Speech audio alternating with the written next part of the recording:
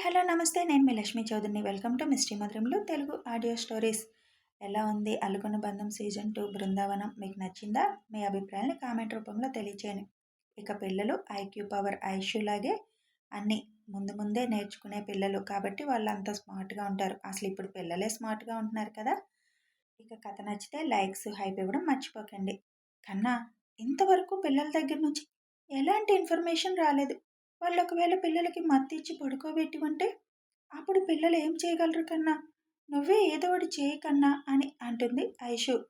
First time శివ్‌కి కూడా కొంచెం tension start అవుతుంది. ఇంకొంచెం కేర్‌ఫుల్‌గా ఉండాల్సిందేమో పిల్లల విషయంలో అనిపించింది. తమ శత్రువుల యాక్టివిటీస్ మీద అయితే ఎప్పుడూ శివ్ కన్నుంటుంది. అప్పటికి ఇలాంటి ఊహించని పరిస్థితులు, ప్రమాదాలు ఎదురయ్యే ఛాన్సులు ఉన్నాయని, కంటికి కనిపించని శత్రువులుంటారు అని తీసుకోవాల్సిన జాగ్రత్తలు తీసుకున్నాడు కూడా. పిల్లలకి సెక్యూరిటీ కూడా వాళ్ళకి 10 అడుగుల దూరంలో ఉండేలా ఏర్పాటు చేశాడు శివ్. పిల్లలకి కూడా ప్రమాదం ఎదురైతే శివ్కి కాంటాక్ట్ చేసేలా అన్ని ఏర్పాట్లు చేశాడు. ట్రైనింగ్ ఇచ్చాడు. అయినా కూడా ఆశి తొందరపాటుతనం ఇప్పుడు కొంచెం శివ్లో టెన్షన్ స్టార్ట్ అయ్యేలా చేసింది. శివ్ ఇక్కడున్నాడు కానీ ఆల్రెడీ శివ్ మనుషులు సిటీ అంతా జల్లెడ పడుతున్నారు. సీసీ ఫుటేజ్ ఆధారంగా బస్ దగ్గర నుంచి పిల్లలతో బయలుదేరిన వెహికల్ గురించి తెలుసుకుందామంటే వాళ్ళు అవి ధ్వంసం చేసేశారు. అందుకే అనుమానం ఉన్న ప్లేసులు అన్నీ వెతికిస్తున్నాడు. శివ్కి ఇంకా ఉన్న ధైర్యం, దొరికిన వాటిల్లో ఆయు దగ్గరున్న ఇంకొక డివైస్ దొరకలేదు అంటే అది ఆయు దగ్గరే ఉంది అని నమ్మకం. పైగా అది ఎవరికీ కనిపించదు. అందుకే శివ్కి ధైర్యం. కమాన్ ఆయు, నీ సిగ్నల్ కోసమే వెయిటింగ్ అని మనసులో అనుకుంటున్నాడు శివ్. ఆయు వాష్రూమ్కి వెళ్ళి ఎవరూ రాకుండా డోర్ కింద బోల్ట్ పెట్టి లాక్ చేసేస్తాడు. వెంటనే ఇన్షర్ట్ తీసి మొలతాడికి సెట్ చేసిన చిన్న ఫోన్ మోడల్లో ఉన్న డివైస్ తీసి ఆన్ చేస్తాడు. అది ఆన్ చేయగానే ఆటోమేటిక్గా లొకేషన్ తెలిసిపోతుంది. దాని నుంచి ఫోన్ చేసి కూడా మాట్లాడవచ్చు. ఒకవేళ స్మార్ట్ వాచ్ పనిచేయనప్పుడు, అత్యవసరం అయినప్పుడు ఉపయోగపడేలా అది ఏర్పాటు చేశాడు శివ్. అది ఆఫ్ చేసి ఉంటుంది. అవసరమైతేనే ఆన్ చేయమని చెబుతాడు శివ్. దానిని మొలతాడికి ఫిట్ చేస్తాడు. అందుకే అది ఆన్ చేస్తాడు ఆయు అని నమ్మకం శివ్కి. అది ఆన్ చేసిన వెంటనే శివ్ ఫోన్కి మెసేజ్ వస్తుంది. అది యాక్టివ్ అయినట్టు. ఎస్, నా ఆయు టూ స్మార్ట్ అని అనుకుంటూ అది ఆన్ అవ్వగానే ఏ ఏరియా ఉన్నది సిగ్నల్ చూస్తున్నాడు. అప్పుడే దాని నుంచి కాల్ రావడంతో వెంటనే లిఫ్ట్ చేస్తాడు శివ్. ఆయు అని శివ్ అనగానే అందరూ శివ్ దగ్గరికి చేరిపోతారు. శివ్ స్పీకర్ ఆన్ చేసి, ఆయు, ఎవరు నాన్న మిమ్మల్ని తీసుకువెళ్ళింది అని డైరెక్ట్గా అడుగుతాడు.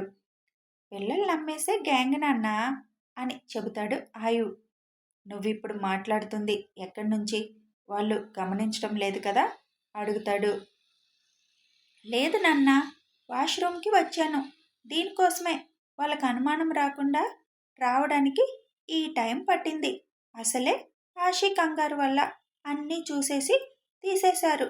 ఇప్పుడు ఇదొక్కటే ఉంది కదా, అందుకే నేను నువ్వు చెప్పినట్టు టైం కోసం ఎదురు చూసి వచ్చేసరికి లేట్ అయ్యింది.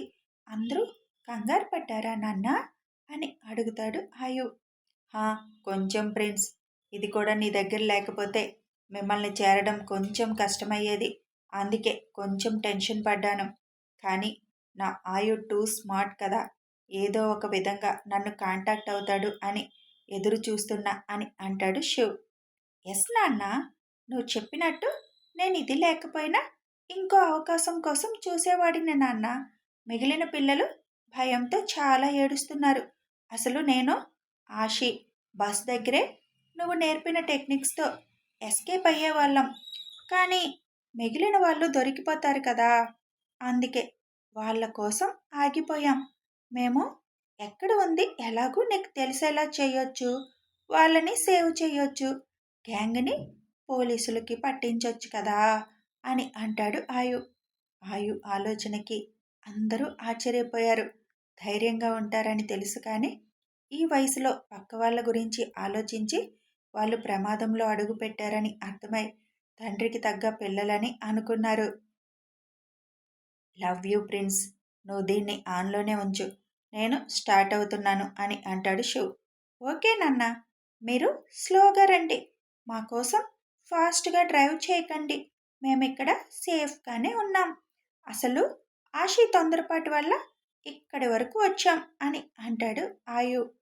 ఆశీ ఏమన్నా కంగారు పడుతుందా అని అడుగుతాడు శివ్. వాళ్ళ బుర్ర తింటూ బాగానే ఉంది, ఆల్రెడీ ఒకడికి రక్తం వచ్చేలా కొరికింది. ఆ మాట విని శివ్ నవ్వుకుంటాడు. ఆయు, వాళ్ళు మిమ్మల్ని కొట్టడం లేదు కదా అని ఐషు ఏడుస్తూ అడుగుతుంది. అమ్మా బుజ్జమ్మ, ఇంత చెప్పాక కూడా నువ్వింకా ఏడుస్తున్నావా? నువ్వు ఆ ట్యాప్ కట్టే ముందు నేను ఆషి సేఫ్గానే ఉన్నాం. వాళ్ళ మమ్మల్ని ఏమీ కొట్టలేదు. నువ్వు కంగారు పడుకు.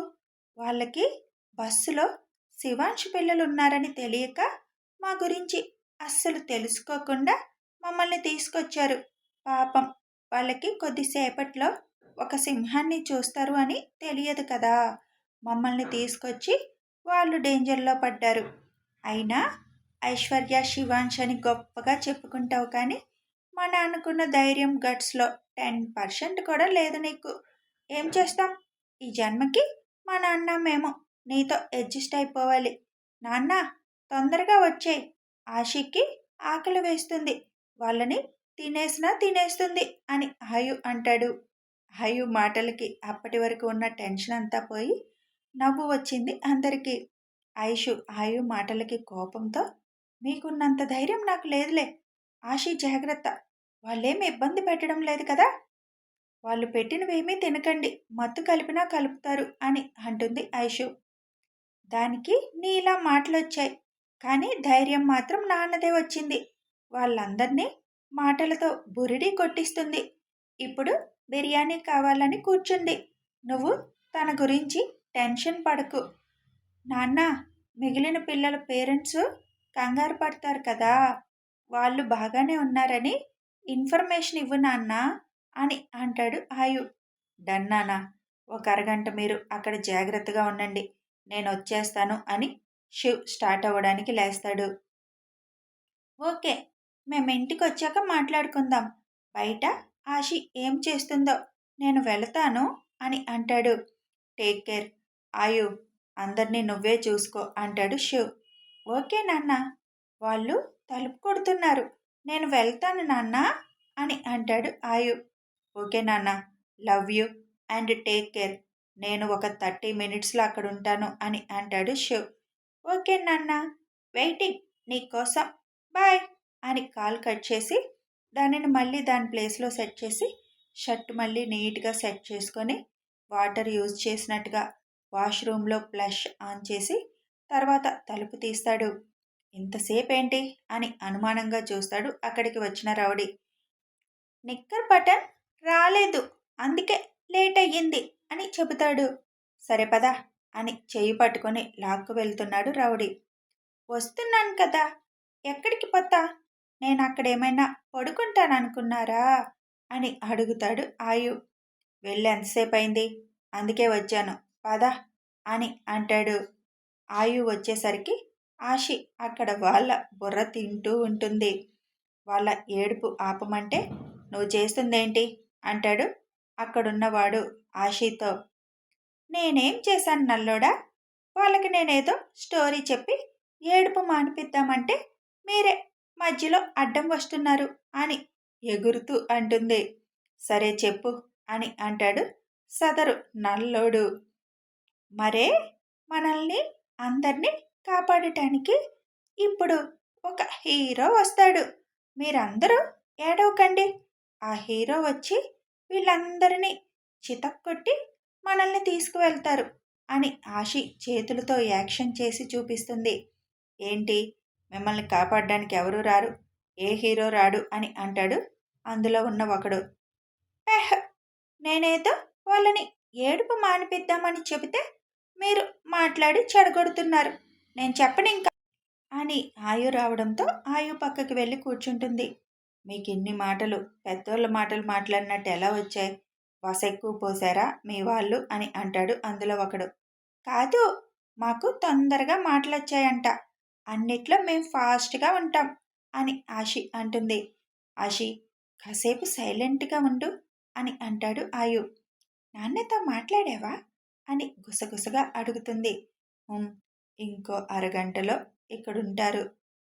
అబ్బా, ఇంతవరకు నాన్న ఫైట్ వీడియోలో తప్ప రియల్గా చూడలేదు. ఈరోజు చూస్తా అని ఆషి కూర్చొనే ఎగురుతూ అంటుంది. ఇప్పుడెందుకా సంతోషం అని అంటాడు ఒకడు. ఏం లేదు గుండోడా, ఏదో గుర్తొచ్చిందిలే, అందుకే ఎగురుతున్నా. టీవీ ఆన్ చేసి డిస్కవరీ ఛానల్ కానీ నేషనల్ జియోగ్రఫీ కానీ పెట్టండి అని అంటుంది ఆషి. ఎందుకు అంటాడు ఒకడు. నాకు లయన్స్ అంటే చాలా ఇష్టం, చూద్దామని అంటుంది ఆషి. ఇప్పుడు టీవీ రాదు అని, అప్పుడే ఫుడ్ వస్తే తినమని అందరికీ ఇస్తారు. మాకు వద్దు ఈ ఫుడ్ అంటాడు ఆయు. ఎందుకు అంటాడు బయటికి ఫోన్ మాట్లాడడానికి వెళ్ళి మళ్ళీ అప్పుడే లోపలికి వస్తున్న హెడ్. ఇందులో మీరేదన్నా మత్తు కల్పిస్తే అది తిన్న మేము నిద్రపోతే మీరు మా కళ్ళు, గుండె, కిడ్నీలు తీసేస్తారు కదా అని అంటాడు ఆయు. అలా ఏం చేయంలే, తినండి అంటాడు హెడ్. అమ్మో, వద్దు, నాకు అసలే నా కళ్ళంటే మా నాన్నకి చాలా ఇష్టం అని ఆషి రెప్పలు టపటప ఆడిస్తూ అంటుంది. తింటే తినండి, లేకపోతే మానేయండి అంటాడు ఆషి బండోడా అని పిలిచేవాడు. నీకు మా నాన్నతో ఒక నాలుగు ఎక్కువ తగిలిస్తా అని తిట్టుకుంది ఆషి. ఆయు దగ్గర ఫోన్ కట్ చేయగానే శివ్ బయలుదేరుతాడు. శివుతో వస్తాను అని ఐషు అంటుంది. వద్దు బుజ్జి, ఒక గంటలో వాళ్ళని తీసుకొస్తా, నువ్వు ఇప్పుడు అక్కడికి వద్దు అని చెప్పి వెళ్తుంటే మిగతా అబ్బాయిలందరూ మేము వస్తాం అని అంటారు. ఎందుకు మీ అందరూ? నేను ఆల్రెడీ పోలీసులకు ఇన్ఫామ్ చేశాను, నేను ఒక్కడిని వెళ్తాను అని అంటాడు శివ్. కుదరదు అని వాళ్ళు అంటే వాళ్ళకి తెలియకుండా వెళ్ళాలి లోపలికి. మనం వచ్చామని తెలిస్తే పిల్లల్ని అడ్డం పెట్టుకొని సాధిస్తారు. అవసరమా ఇంతమంది వెళ్ళి పిల్లల్ని రిస్క్లోకి పడేయడం అని శివ్ అంటూ, మీరు వచ్చినా నేను చెప్పే వరకు లోపలికి ఎంటర్ అవ్వకూడదు అని అంటాడు. సరే అని అంటారు అందరూ. శివ్ అక్కడే ముందు వెళ్తుంటే శివ్ వెనక మిగతా వాళ్ళు స్టార్ట్ అయ్యారు. అన్నా, ఆకలి వేస్తుంది, ఇంకెంతసేపు, మనమే వెళ్ళని డిష్యం డిష్యం చేసేద్దాం అని అంటుంది ఆషి. మనిద్దరమైతే అలాగే చేసేవాళ్ళం, వాళ్ళు చూడు ఎంత భయపడుతున్నారో, అయినా మనం వాళ్ళని ఏం చేయలేం, కాసేపు పరిగెత్తించడం తప్ప. నాన్న వచ్చిందా కాగు అని అంటాడు ఆయు.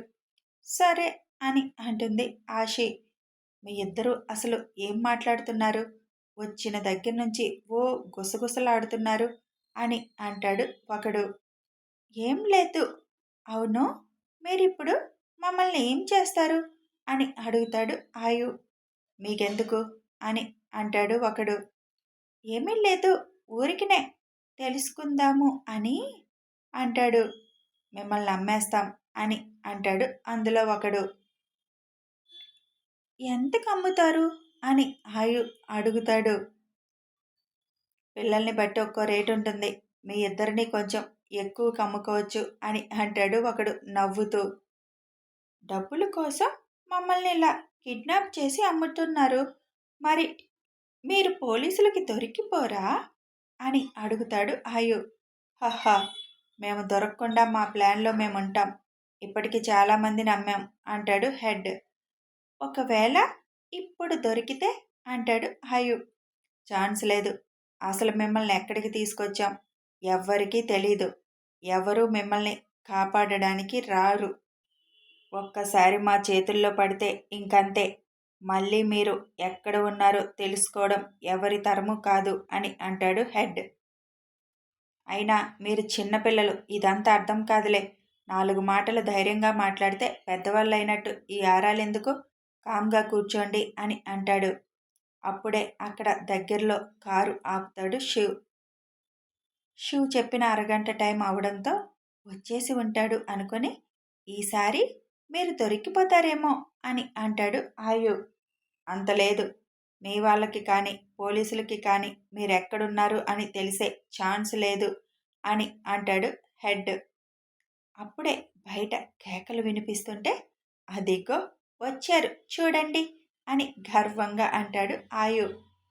ఎవరు వచ్చారు అని అడుగుతాడు హెడ్. మీరు ఎప్పుడన్నా సింహం మీ ఎదురుగా నిలబడి గర్జించడం చూసి ఉండరు కదా, ఇప్పుడు చూడండి అని అంటాడు ఆయు. అప్పటికే బయట సౌండ్లకి వీళ్ళ మాటలకి డౌట్ వచ్చి కిటికీలో నుంచి బయటికి చూసిన హెడ్కి అక్కడ శివ్ ఒక్కొక్కరిని కుమ్ముతుంటే ఎవరతను అని అంటాడు. శివాంష్ చౌదరి ద లయన్ అని అంటాడు ఆయు. అంటే మీరు? ఎస్, ఆ లయన్ పిల్లలం. మీరు ఈసారి మమ్మల్ని తీసుకురావడం మీ తప్పు, ఇంకా తప్పించుకోలేరు కదా అని అంటాడు ఆయు. శివ్ బయట అందరినీ పని ముగించుకొని లోపలికి వచ్చేసరికి వాళ్ళిద్దరికీ గన్ కురిపెడతాడు హెడ్. కథ కొనసాగుతుంది. ఎలా ఉందో మీ మాటల్లో చెప్పేయండి యార్. మరి ఇప్పుడు శివ్ ఏం చేయబోతున్నాడు, ఆయు స్మార్ట్గా ప్రవర్తిస్తారా తెలియాలి అంటే ఫాలో అయిపోండి. కథ నచ్చితే ఒక చిన్న లైక్ చేయండి యార్. అలాగే కామెంట్ చేయండి, షేర్ చేయండి, సబ్స్క్రైబ్ చేసుకొని సపోర్ట్ చేయండి. Thanks for watching and listen.